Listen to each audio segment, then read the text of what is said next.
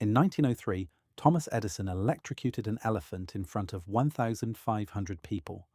The elephant's name was Topsy, and Edison killed her with 6,600 volts of alternating current to prove his rival's electrical system was deadly. He filmed it and sent the footage to newspapers across America. Why? Because Edison was losing. His competitor had built a better electrical system, and Edison's response was to publicly execute animals to scare people away from it. It didn't work. He lost anyway. But 50 years earlier, none of this would have been possible. Electricity wasn't a business. It wasn't even understood. Scientists were still figuring out what it was. The idea of lighting a city with electricity seemed as impossible as flying to the moon. This is the story of how humanity went from ancient philosophers observing sparks to inventors building power grids that changed civilization, from the first battery to the rivalry that electrified the world. This is how we discovered and harnessed one of nature's most powerful forces. Ancient sparks, the first observations.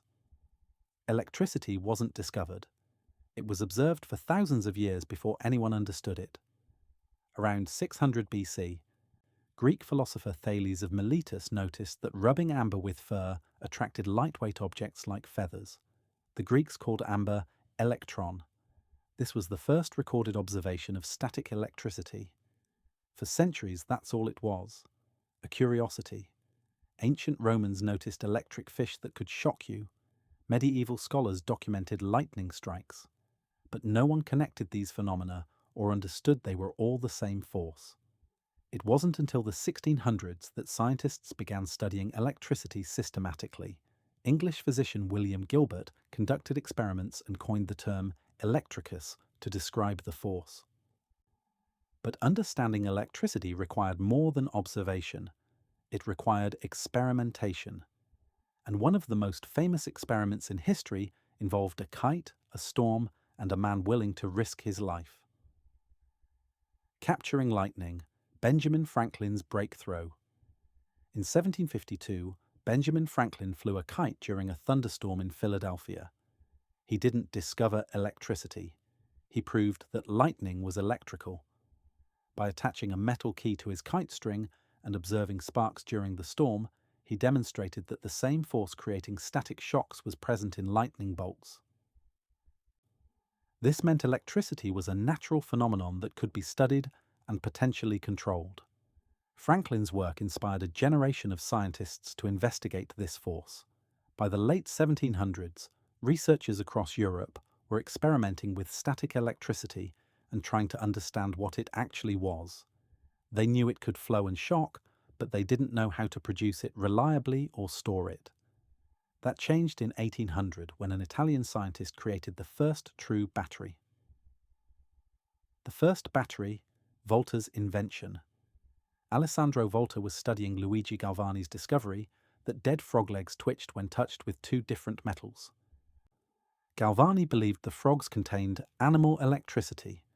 Volta suspected the electricity came from the metals, not the frogs.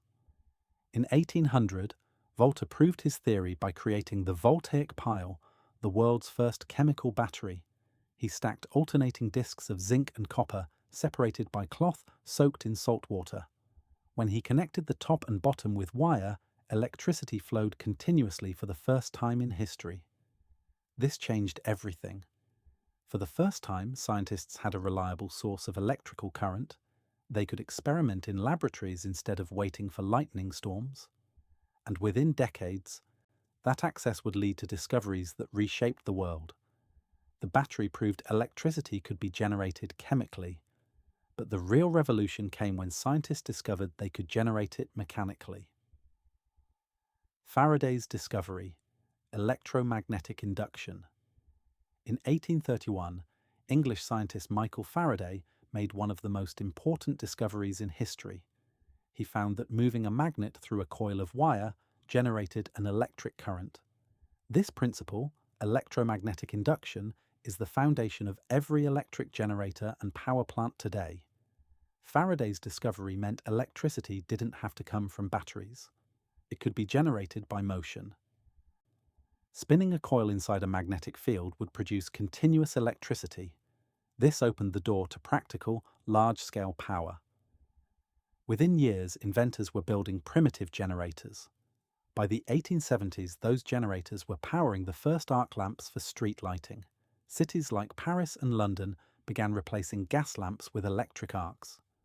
But arc lamps were expensive and impractical for homes. What the world needed was a safe, affordable way to bring electricity indoors. And that's where the greatest rivalry in invention history began. The War of Currents, Edison versus Tesla. By the 1880s, electricity was no longer a scientific curiosity, it was a business. And the two biggest names were Thomas Edison and Nikola Tesla. Edison invented the practical incandescent light bulb in 1879 and built the first electric power station in New York City in 1882 using direct current. Edison's DC system worked, but it had a major limitation. Electricity couldn't travel far without losing power. Every few miles, you needed another power station. Nikola Tesla, a brilliant Serbian-American engineer, believed alternating current was superior. AC electricity could be transmitted over long distances using transformers. It was more efficient and more practical for powering entire cities. Edison fought back. He launched a public campaign to prove AC was dangerous, publicly electrocuting animals to show its lethality. He wanted to protect his DC patents and business empire. But the physics didn't lie. AC was better. Tesla partnered with industrialist George Westinghouse, and together they built AC power systems that could transmit electricity hundreds of miles. In 1893, they won the contract to power the Chicago World's Fair with AC electricity. In 1896, they completed the first major hydroelectric plant at Niagara Falls, sending AC power to Buffalo, New York, 26 miles away. Edison lost. AC won, and the modern electrical grid was born. The electrical revolution, powering the modern world. Once AC power proved superior, the race was on to electrify the world. Power plants sprouted across Europe and America, cities installed electrical grids, homes wired themselves for electric lights. By 1920, electricity was transforming daily life. Electric motors powered factories, electric trains replaced steam locomotives, electric appliances began appearing in homes. The 20th century became the electrical age. Radio, television, computers, the internet, all depend on controlled electron flow through circuits. The modern world runs on electricity, and every bit of it traces back to those early scientists. Thales rubbing amber, Franklin flying his kite, Volta stacking metal discs, Faraday spinning magnets, Tesla designing transformers, each breakthrough built on the last, creating a chain of knowledge that turned mysterious sparks into the foundation of civilization. The legacy, from sparks to power grids. When you flip a light switch, you're completing a circuit that connects you to power plants miles away, using principles discovered over centuries by scientists who didn't live to see the world they made possible. Electricity took thousands of years of observation, 2 centuries of experimentation, and decades of engineering to go from static sparks to electrical power. But once humanity understood how to generate, transmit, and control it, everything changed. The light switch in your home represents one of the longest chains of scientific progress in human history, a reminder that the modern world wasn't built by one genius. It was built by generations of curious people asking questions, running experiments, and sharing what they learned. If you made it this far, hit subscribe. There's more where this came from. Thanks for watching.